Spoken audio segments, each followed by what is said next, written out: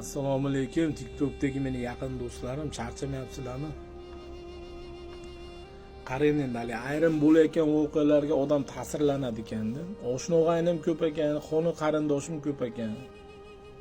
Hali oldin qiyinchilikda qiylanib o'tirgan paytimizda ko'pi chaqirib kelmasa, ko'pi holimizdan xabar olmasa, xona qarindoshlarim, bu do'stlarim yo'q deb o'ylardim ekanda. Shu qo'lingizga pul tushmaguncha bilmaysiz ekanda. Qo'limizga pul tushdi, bildik mana.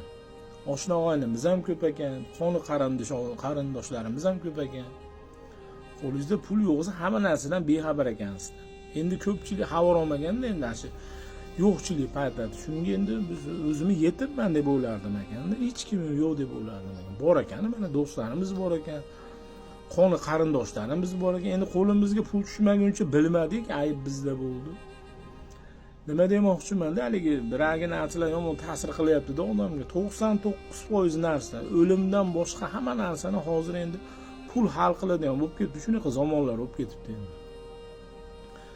Nima desa bo'ladi, haligi dollarni bilamiz, hammamiz kal odamdi. Mana shu kal gapirganda, manaman degan sochi bolalar ham hammasi o'tirar ekanda. Kalda gap katta ekan. Shu kalni to'plaverish kerak ekan. Ko'pgina qilish kerak ekanda kalni.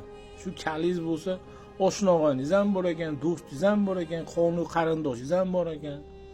Endi bir narsa meni o'ylantiryapti. Endi bular bilan do'stlashsammikin, yo do'stlashmasammikin degan bir fikr kelyapti-da. Shuni kommentariyaga yozib qo'yasizlar do'stlarim. Joninglar sog' bo'lsin.